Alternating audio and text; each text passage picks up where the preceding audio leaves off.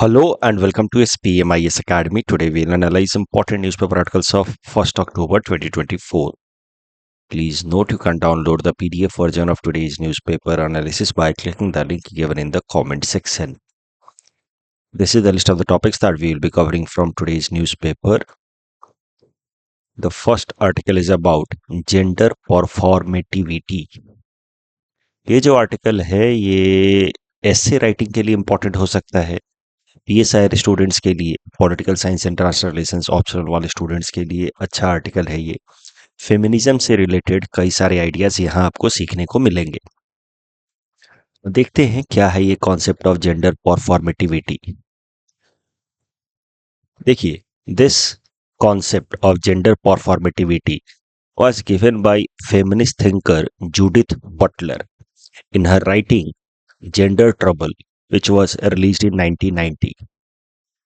तो ये जो जेंडर परफॉर्मेटिविटी का कॉन्सेप्ट है ये कहता है कि gender is not something one is but something one does. इसका क्या मतलब है? जूडिथ बटलर का कहना है कि जेंडर जो समाज में अस्क्राइब किया जाता है, मेन एंड विमेन, ये कोई नेचुरल इनेट यानी कि जन्म से मिलने वाला फीचर नहीं है। ये समाज में धीरे धीरे एक फीमेल को, which is a biological character या बायोलॉजिकल फीचर, एक फीमेल को वुमन बनाया जाता है। तो फीमेल और मेल जो कैटेगराइजेशन है ये बायोलॉजिकल है कुछ हद तक, ऐसा जूडिथ बटलर का कहना है। ये कुछ हद तक बाय बर्थ डिसाइड होता है, मेल एंड फीमेल। बट फिर फीमेल को कैसे बिहेव करना है समाज में, उसको कैसे कपड़े पहनने हैं, कैसा उसका हेयर स्टाइल होना है, कैसे उसको लोगों से बातचीत करनी है, पब्लिक प्लेस पे ज़्यादा हंसना नहीं है, ज़्यादा लोगों से घुलना मिलना नहीं है, ये एक अच्छे वुमेन का कैरेक्टर नहीं होता है। ये सब चीज़ें उसको धीरे धीरे सिखाई जाती हैं। And the female is made a woman. तो essentially male and female is a biological feature, while woman and men, ये जो कैटेगराइजेशन है ये सोशियोलॉजिकल है। और ये परफॉर्म, किस तरह से परफॉर्म करना है, खुद को कैसे कंडक्ट करना है समाज में, उसके बेसिस पे धीरे धीरे तय होता है। That is the concept of gender performativity. Means gender के साथ we are not born, we are to some extent born with our sexual features, but we are developed into a particular gender role through the performance that are ascribed over us. I hope now you are getting the argument given by Judith Butler. Gender performativity का concept. It propounds that gender is not something one is. इसका हमारे essentially हम कौन है उससे लेना देना नहीं है, बट व्हाट वन डज, किस तरीके से हम बिहेव करते हैं, कैसे हम एक्ट करते हैं। It is the performance rather than our innate inborn identity which determines our gender. तो समझने के लिए मैं बस कह रहा हूं कि अगर मान लीजिए कि बचपन से ही एक girl starts living like boys, वो अपने बाल वैसे ही रखे लड़कों के जैसे, वैसे ही आप लड़कों के जैसे दिन भर घूमे फिरे और क्रिकेट खेले, मान लीजिए जैसे इन जनरल लड़के बिहेव करते हैं, तो she may be a female but with her performance she can become a man. तो इस तरीके से Judith Butler has tried to segregate the concept of female and woman and male and man. Male female जो है वो biological trait से हैं, जबकि मैन एंड वुमेन जो आइडेंटिटी है it's a sociological one which has been imposed over us. इसी article में कहा गया है कि in schools in India in general it is seen कि girls are expected to have long neatly tied hair, while boys if they grow long hair they face criticism, they are pressured to conform into traditional masculine norm। उनको छोटे बाल रखने हैं, they are forced to do that। सो बचपन से ही training दी जाती है कि हाउ टू बी और act like man, how to act like a woman.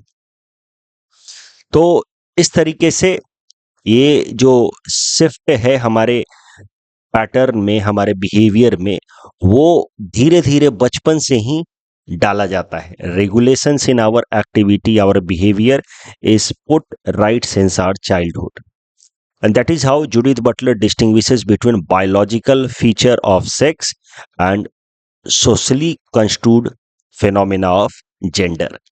ऐसी ही कुछ बात कहती हैं another feminist thinker Simone de Vivo.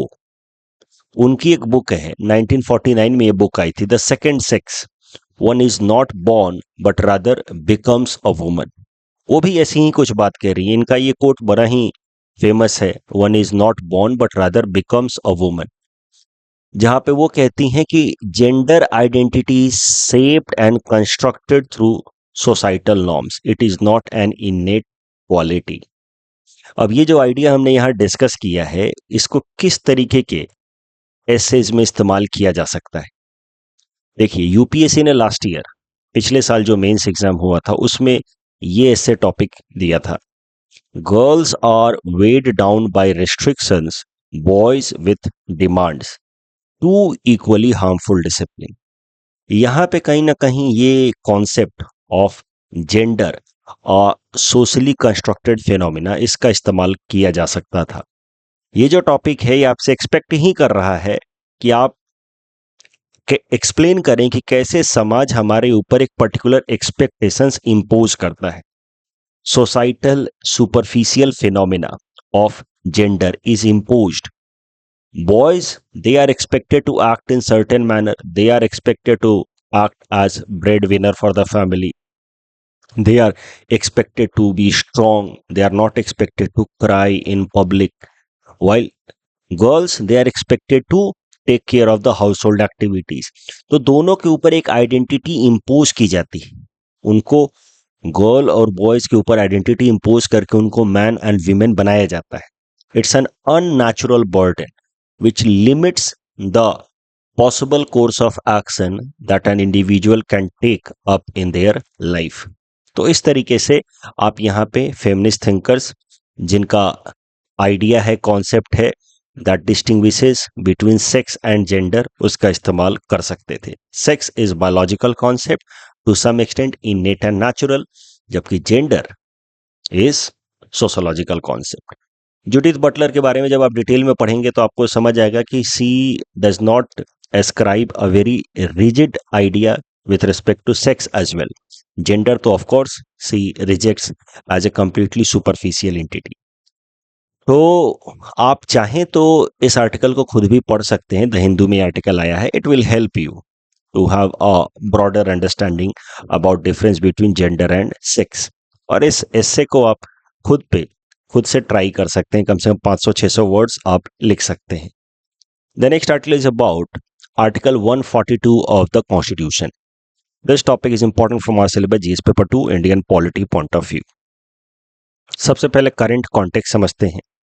देखिए, अतुल कुमार नाम के एक स्टूडेंट जो डेली वेजर का भी काम करते हैं, उन्होंने आईआईटी जेई एडवांस में अच्छी एक रैंक क्रैक की, 1455। Of course no need to mug this up.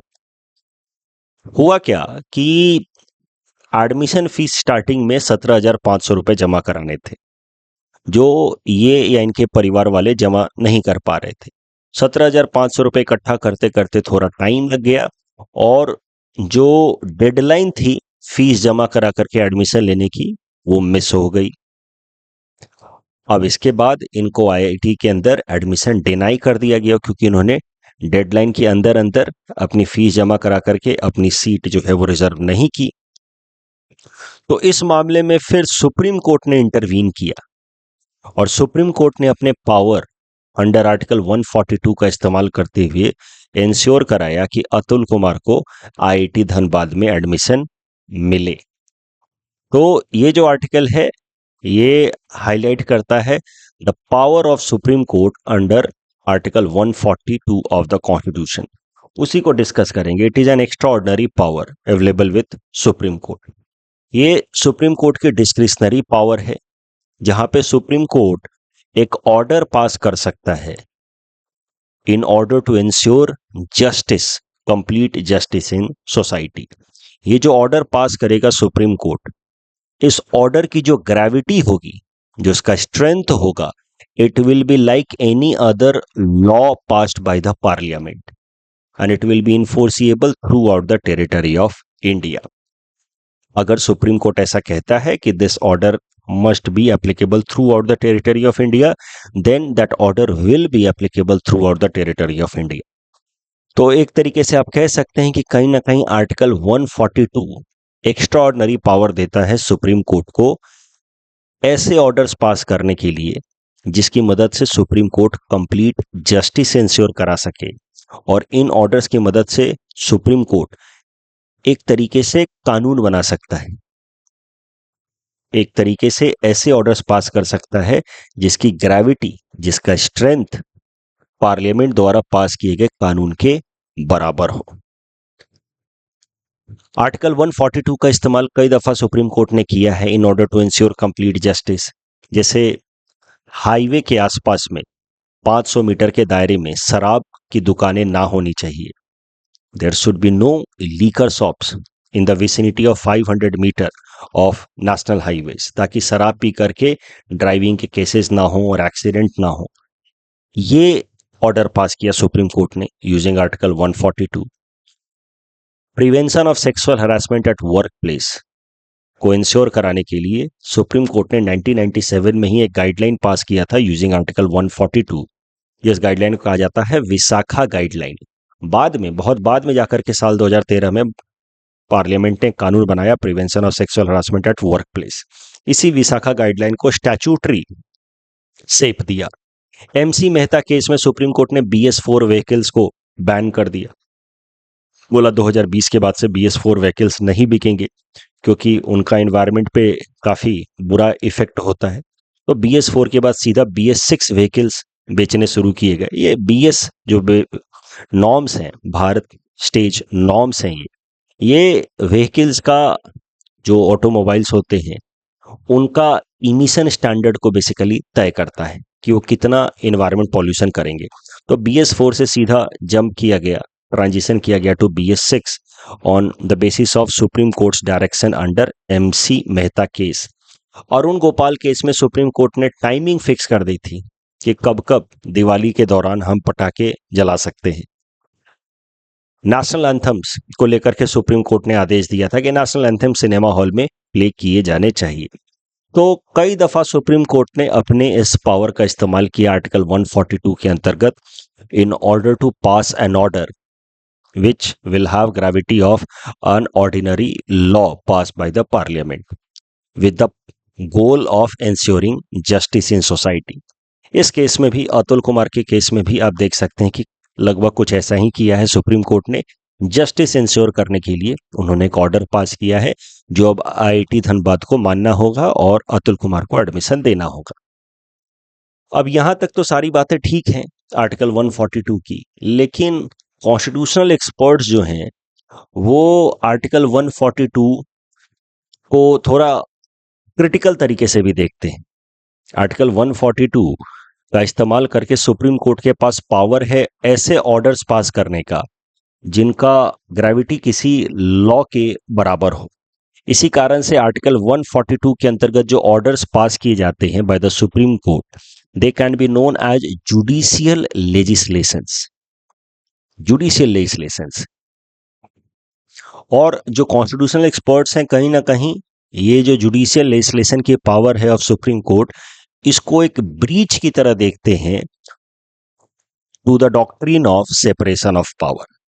Separation of power का जो डॉक्ट्रिन है वो आपने बेसिक पॉलिटी में जरूर पढ़ा होगा। इट सेज कि जो 3 विंग्स हैं गवर्नमेंट के, उनका अलग अलग रोल है। लेजिस्लेटिव ब्रांच का काम है to frame a law, executive branch का काम है टू एग्जीक्यूट या implement the law, and judicial branch का काम है ये देखना कि लॉ इज एडजुडिकेटेड। मतलब अगर कोई कानून तोड़ता है तो उसके खिलाफ फिर सजा सुनाना as per the law itself, ये काम है जुडिशियल ब्रांच का। साथ ही साथ जुडिशियल ब्रांच का काम है कॉन्स्टिट्यूशन के नियमों को इंटरप्रेट करना अगर कहीं एम्बिग्विटी है तो, और ये देखना कि जो कानून बन रहे हैं they are being framed in line with constitutional provisions और नॉट। तो ये तीन काम डिवाइडेड है of the three wings of the government, और ये तीनों काम अलग अलग विंग्स को दिया गया। इसी को कहा गया है the doctrine of separation of power. अब इसमें देखिए कानून बनाने का पावर किसके पास है? लेजिस्लेटिव ब्रांच के पास। अब सुप्रीम कोर्ट के पास आर्टिकल 142 के अंतर्गत एक एनालॉगस, या आप कह सकते हैं पैरेलल सा पावर आ जाता है at par with parliament to frame a law which sometimes is seen as deviation from doctrine of separation of power by the constitutional experts. Constitutional experts का यह भी मानना है कि जुडिशियल लेजिस्लेशंस का इस्तेमाल सुप्रीम कोर्ट कभी कभार ओवर इंथुजियास्टिक तरीके से करती है, which leads to a phenomena known as judicial overreach. अब ये क्या मामला है जरा समझते हैं। जुडिशियल ओवर रीच, देखिए जुडिशियल लेजिस्लेशन यानी कि आर्टिकल 142 का इस्तेमाल करके ऑर्डर पास करने का जो पावर है वो सुप्रीम कोर्ट को दिया गया है ताकि वो कंप्लीट जस्टिस इंश्योर कर पाए। और जब ऐसा करे सुप्रीम कोर्ट तो इसको कहा जा सकता है जुडिशियल एक्टिविज्म। और कभी कभार सुप्रीम कोर्ट इसको ओवर इंथुजियास्टिक तरीके से ऐसे अप्लाई करती है कि executive branch of the government या legislative branch of the government के जेन्युइन पावर एंड फंक्शंस में भी इंक्रोच करने लगती है। तो उस केस में इसको क्रिटिक्स कहते हैं कि it is N example of judicial over reach.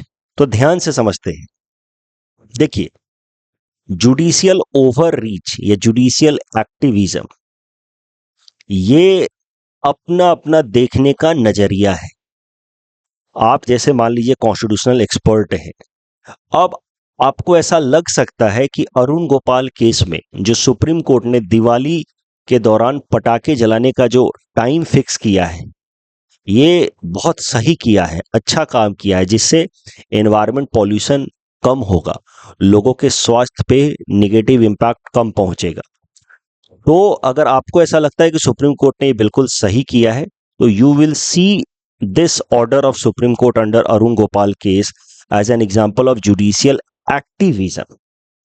But आपको ऐसा भी लग सकता है, it depends upon how you perceive this particular decision of Supreme court.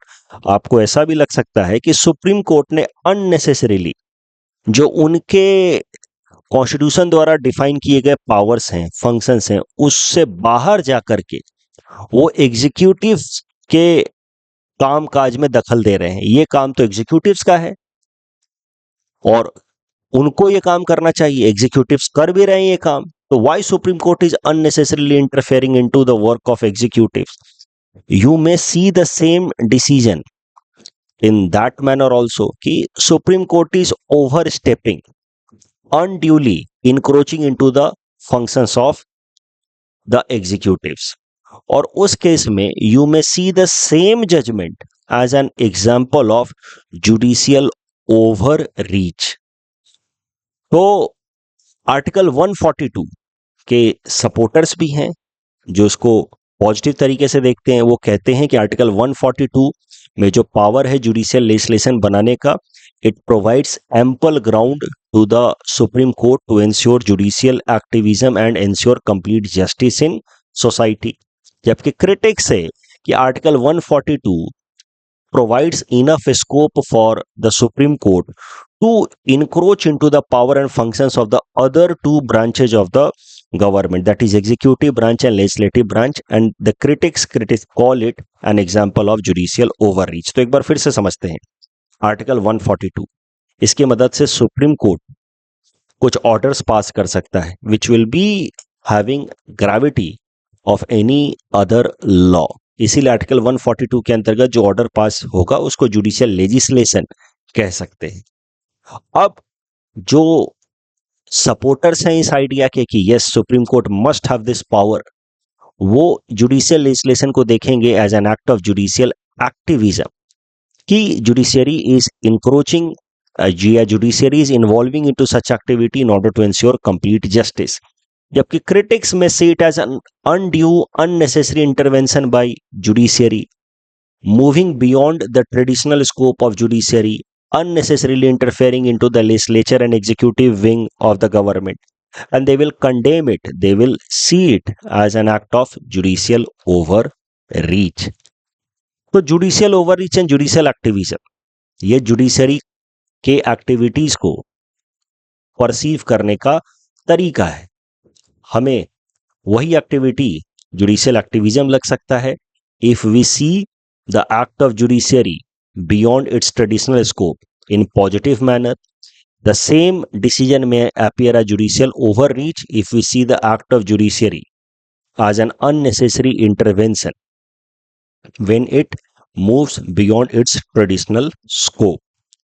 तो इसके लिए कोई ऐसा साइंटिफिक सेग्रीगेशन नहीं है कि ये एक्टिविटी होगा इस तरह का होगा तो इसको जुडिशियल एक्टिविज्म बोलेंगे, इस तरीके का होगा तो इसको जुडिशियल ओवर रीच बोलेंगे. वो बात अलग है कि सुप्रीम कोर्ट ने खुद ही 1962 में ही प्रेमचंद गर्ग केस में एक कंटूर या आप कह सकते हैं कि लिमिटेशन डिफाइन किया था on its own power under article 142. Supreme Court ने कहा था कि आर्टिकल 142 के अंतर्गत जो ऑर्डर्स पास होने चाहिए, it should be consistent with fundamental rights, it should not breach fundamental rights of individual, and second it should not be inconsistent with relevant statutes.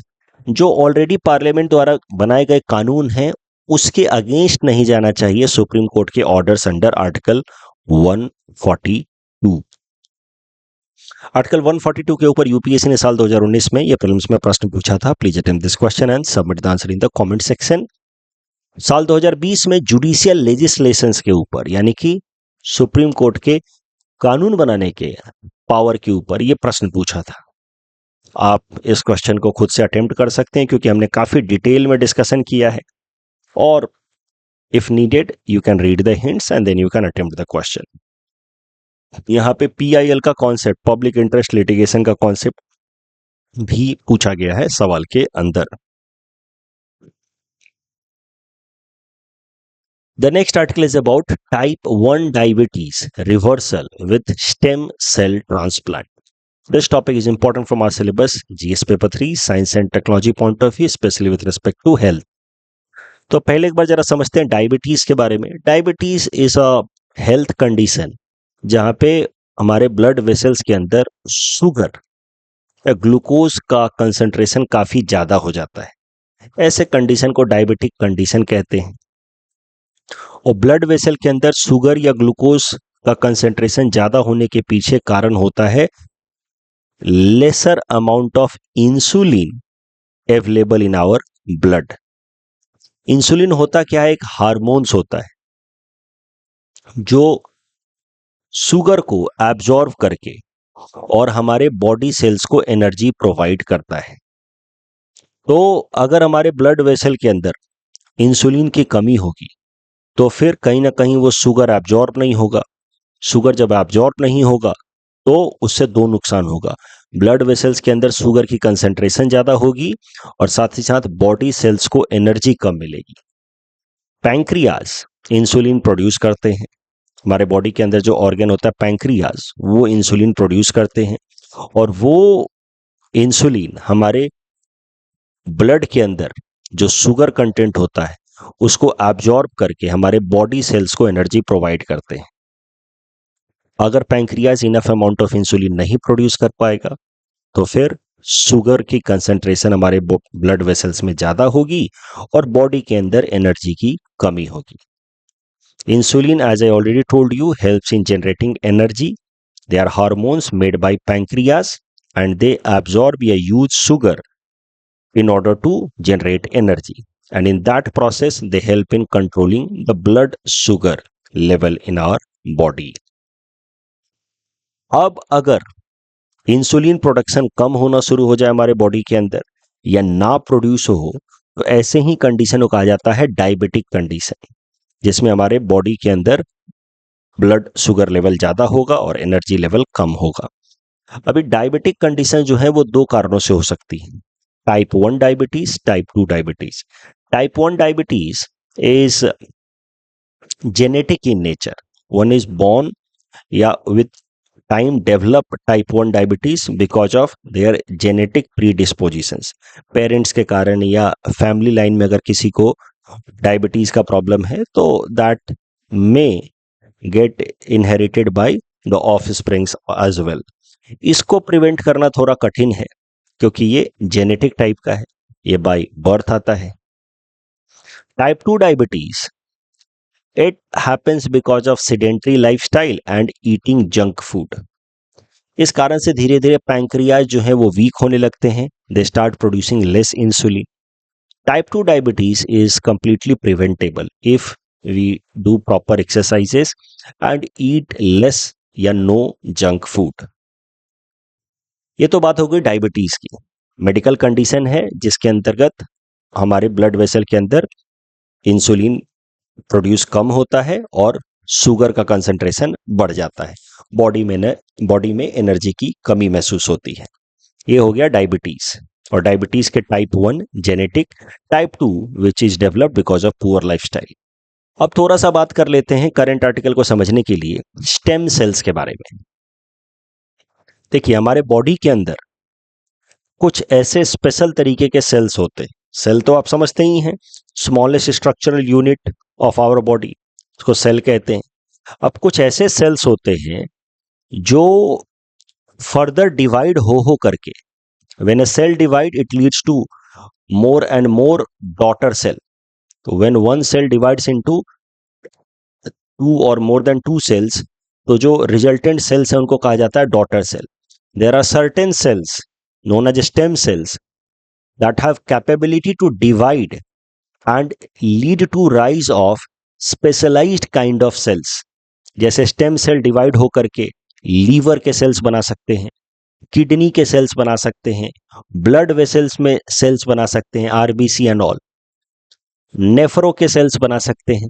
तो there are certain cells which after division leading to many daughter cells, and these daughter cells can acquire specific role, specific function.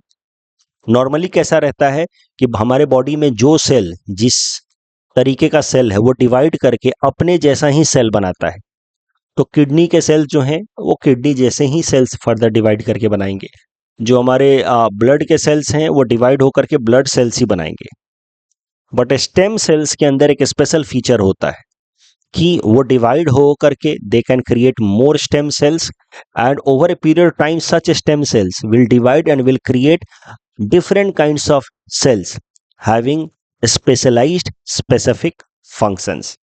So stem cells divide either into more stem cells known as daughter cells, and with time when these daughter cells further divide, they lead to rise of specialized cells developing a specific function. जैसे कि they can help in development of blood cells, brain cells, heart muscle cells, bone cells. बाकी जो हमारे body के अंदर बाकी cells हैं, they don't have this ability to generate into new type of cell. They are ordinary cells, but stem cells के अंदर ये एक्स्ट्राऑर्डिनरी एबिलिटी होती है to generate into specific kinds of other cells developing specialised function. अब stem cell जो होते हैं ये दो तरीके से या दो फॉर्म में पाए जाते हैं. एक एम्ब्रॉयनिक स्टेम सेल्स, जो एम्ब्रॉयज होता है, यानी कि आप कह सकते हैं अबॉर्शन के दौरान जो रिजल्टेंट मिलता है उसको हम कहते हैं embryo, unused embryos during abortion. वो एक तरीके से स्टेम सेल होता है, और वो सेल के पास एबिलिटी होती है कि वो डिवाइड करके अलग अलग तरह के ऑर्गन्स बना पाए, लीवर, हार्ट, किडनी, ब्रेन बना पाए. तो एम्ब्रॉयनिक स्टेम सेल्स, एम्ब्रॉयो जो होता है, एक embryo is the pre stage before a child is born. और एम्ब्रॉयो जो सेल्स हैं, यू ऑल नो कि it further divides and helps in formation of different kinds of cells that leads to birth of a child, जिसके अंदर अलग अलग तरह के सेल्स होते हैं. ब्रेन का सेल्स होता है, लीवर का सेल होता है, किडनी का सेल होता है.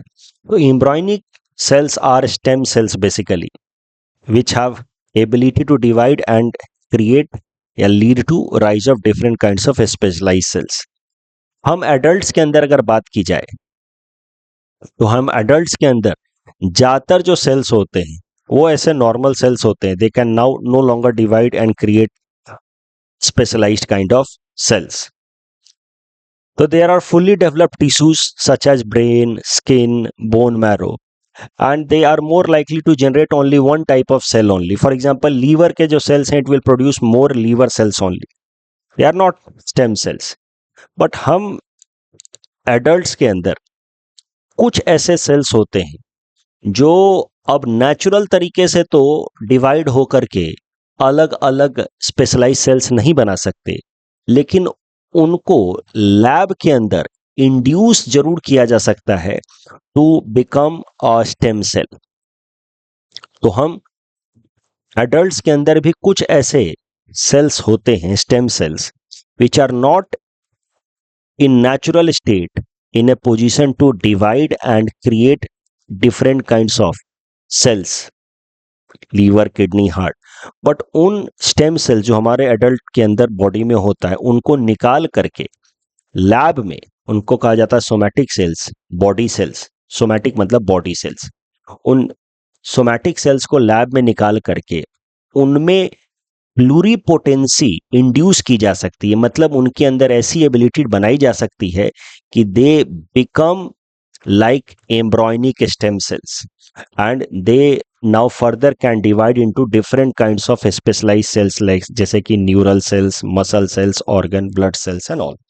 तो मैं एक बार सिंप्लीफाई कर दूं, स्टेम सेल्स वो सेल्स होते हैं जो फर्दर डिवाइड होकर के स्पेशलाइज तरीके के बॉडी ऑर्गन्स बना सकते हैं, स्पेशलाइज तरीके के बॉडी सेल्स बना सकते हैं, किडनी, लीवर के सेल्स बना सकते हैं। अब ऑफ कोर्स ये सेल तो काफ़ी फिर इंपॉर्टेंट हो गए, क्योंकि इन सेल की मदद से अगर लीवर में डैमेज हुआ है, किडनी में डैमेज हुआ है, तो उसको ठीक किया जा सकता है। अब स्टेम सेल्स जो हैं वो एम्ब्रॉयज के अंदर तो नेचुरल तरीके से, एम्ब्रॉयज हैं ही stem cell which further divides and leads to rise of different kinds of body organ. लेकिन हम एडल्ट्स के अंदर ज़्यादातर जो सेल्स होते हैं, they are ordinary cells which can divide and lead to rise of one kind of cell only. They are not stem cells. कुछ ऐसे सेल्स हमारे बॉडी में होते हैं जिनको निकाल करके लैब में उनमें थोड़ी सी टिंकरिंग करने से they can become a stem cell. इस तरह के सेल्स को कहा जाता है, जब हमारे बॉडी से निकाला गया तो उनको कहा गया सोमैटिक सेल्स, और उनमें फिर टिंकरिंग की गई तो they can be called induced pluripotency stem cell, IPS cell. तो उसमें प्लूरीपोटेंसी इंड्यूस कराई गई है, यानी कि उसमें ऐसे बदलाव किए गए हैं कि now they act as a stem cell. और एक बार जब उसके अंदर प्लूरीपोटेंसी इंड्यूस करा दी गई इस सेल के अंदर, तो now they can divide into different kinds of body organs. अब ये इंड्यूस्ड प्लूरीपोटेंसी वाला जो टेक्नोलॉजी है, ये काफी इंपॉर्टेंट है। हमारे बॉडी के अंदर मान लीजिए कि किसी भी बॉडी ऑर्गन में कुछ डैमेज हो गया, लीवर में कुछ डैमेज हो गया, तो हमारी ही बॉडी से सेल निकाल करके उसके अंदर प्लूरीपोटेंसी इंड्यूस करा करके फिर उसकी मदद से लीवर के नए सेल्स डेवलप करके और लीवर को रिपेयर किया जा सकता है। That is the technique used in order to do the repair of the damage of any particular body organ. क्योंकि हमारे बॉडी का ही सेल है, उसी से प्लूरीपोटेंसी जनरेट करके नए स्पेसिफिक तरीके के सेल बनाए हैं, तो हमारी बॉडी उसको आराम से एब्जॉर्ब कर लेगी, आराम से उसको अडेप्ट कर लेगी। तो ये इंड्यूस्ड प्लूरीपोटेंसी वाला जो टेक्निक है, इट इज़ वेरी हेल्पफुल। अभी ये पूरी तरह से डेवलप नहीं हुआ है, नेसेंट स्टेज में धीरे धीरे इस्तेमाल हो रहा है, but it is very helpful as far as doing और making up damage to any body organ is concern. इसी को कहा जाता है स्टेम सेल थेरेपी, जहां पे हमारी ही बॉडी से सोमैटिक सेल्स निकाले जाते हैं, उसके अंदर प्लूरीपोटेंसी इंड्यूस की जाती है, और फिर हमारे बॉडी ऑर्गन के अंदर कहीं डैमेज है तो उसको रिपेयर किया जाता है। यही हुआ है करंट न्यूज में। एक चाइना के अंदर एक पेशेंट जो डायबिटीज, और वो भी टाइप 1 डायबिटीज से इन्फ्लिक्टेड थी, उनके अंदर स्टेम सेल थेरेपी का इस्तेमाल करके, स्टेम सेल ट्रांसप्लांट करके उनके पैंक्रियास को रिपेयर किया गया है, जिससे वो टाइप 1 डायबिटीज से पूरी तरह से रिकवर हो गई। तो ये अपने आप में एक बड़ी बात है, मेडिकल साइंस के अंदर ये बड़ा डेवलपमेंट है। स्टेम सेल थेरेपी का ये अच्छा एग्जाम्पल है। उन्हीं के बॉडी से स्टेम सेल्स निकाले गए, उनमें प्लूरीपोटेंसी इंड्यूस कराई गई, पैंक्रियास के सेल्स डेवलप किए गए और उनके पैंक्रियास को रिपेयर किया गया, जिसकी मदद से she has been able to recover from type 1 diabetes. So this is a good example of a positive example of stem cell therapy. It's world's second such example. इस डिस्कशन के basis पे prelims practice question हमने आपको दे रखा है. Please attempt this question and submit the answer in the comment section. The next article is about Cruise Bharat Mission. This topic is important from our syllabus GS paper 3 Indian economy point of view. देखिए, news ये है कि हमारे union minister of ports, shipping and waterways Sarbananda Sonowal ji ने एक नया initiative launch किया भारत सरकार की तरफ से, क्रूज भारत मिशन, जिसका लक्ष्य है to double passenger traffic overall by 2029. उसमें भी जो रिवराइन क्रूज पैसेंजर हैं उसको 3 टाइम्स बढ़ाना है बाय 2029. और अगर रिवर और इंटरनेशनल दोनों मिला लिया जाए तो ओवरऑल टारगेट है कि क्रूज टूरिज्म को डबल करना है बाय 2029. लक्ष्य है कि भारत को global leader banana in cruise tourism sector. Integrate cruise circuits, Bharat के अंदर जो अलग अलग इंपॉर्टेंट लोकेशंस हैं उनको क्रूज, रिवराइन क्रूज सर्किट्स की मदद से लिंक किया जाए. इंटरनेशनल क्रूज टर्मिनल जो हमारे देश में अभी 2 हैं, उनको टोटल उनकी संख्या बढ़ा करके 10 की जाए बाय 2029. और रिवर क्रूज टर्मिनल जो अभी हमारे देश के अंदर 50 हैं, उनको 2029 तक डबल किया जाए, 100 बनाया जाए. तो अगर कभी मान लीजिए मेंस में कुछ प्रश्न आता है टूरिज्म से संबंधित कि टूरिज्म को प्रमोट करने के लिए क्या क्या स्टेप्स लिए गए हैं भारत सरकार द्वारा, तो अपार्ट फ्रॉम सेवरल इनिशिएटिव्स, आपके स्वदेश दर्शन स्कीम एंड ऑल, आप ये जो नया इनिशिएटिव है क्रूज भारत मिशन, उसका जिक्र कर सकते हैं. मुख्यमंत्री आत्मनिर्भर असम अभियान. This topic is important from our syllabus GS paper 5 Assam issues point of view. इस स्कीम को लॉन्च किया गया था इसी साल के 2024-25 के बजट अनाउंसमेंट में बाय असम गवर्नमेंट.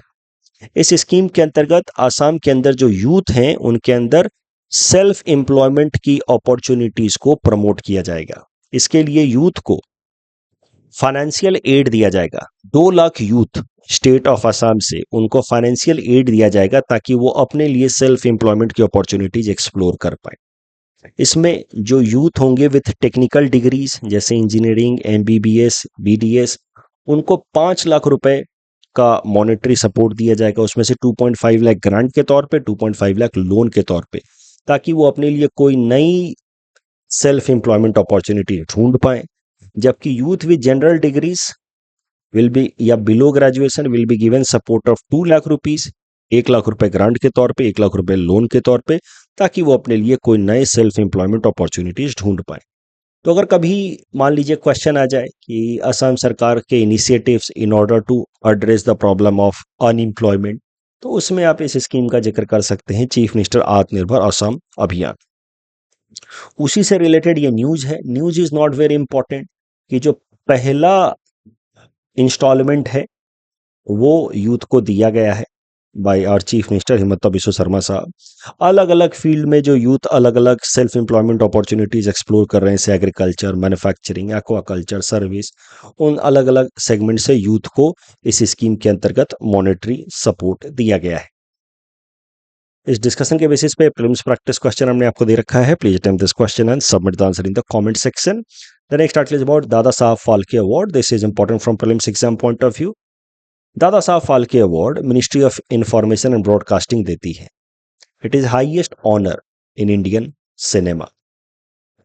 और ये अवार्ड दिया जाता है for individuals contribution towards development of Indian cinema. 1969 में भारत सरकार ने ये अवार्ड देना शुरू किया. इस अवार्ड विनर को स्वर्ण कमल दिया जाता है along with a cash prize of ₹10 lakh, silk roll and a shawl. This award is presented by president of India. PT perspective से ये इंपॉर्टेंट है. द फर्स्ट रेसिपिएंट ऑफ दादा साहब फाल्के अवार्ड was देविका रानी 1969। दादा साहब फाल्के कौन है, उनके बारे में भी देख लीजिए। दादा साहब फाल्के ने 1913 में भारत की पहली feature film which was a silent film Raja Harishchandra, वो लिखी भी थी, प्रोड्यूस भी की थी और डायरेक्ट भी की थी। दादा साहब फाल्के को कई कबार फादर ऑफ इंडियन सिनेमा भी कहते हैं। करंट न्यूज यही है, एक्टर मिथुन चक्रवर्ती जी को दादा साहब फाल्के अवार्ड के लिए चुना गया है फॉर ईयर 2022। मुझे लगता है लास्ट ईयर या last to last year APSC prelims में दादा साहब फाल्के अवार्ड से संबंधित सवाल आया था, फिर आने वाले साल में आ सकता है। Digital personal data protection act से अंतर्गत जो मैंने प्रश्न दिया था उसमें दूसरा स्टेटमेंट गलत है, first statement is correct. Here again the correct answer is option A. Again here the second statement is wrong. Here also the first statement is right, but second statement is wrong. That's all from our side for today. Thanks for watching.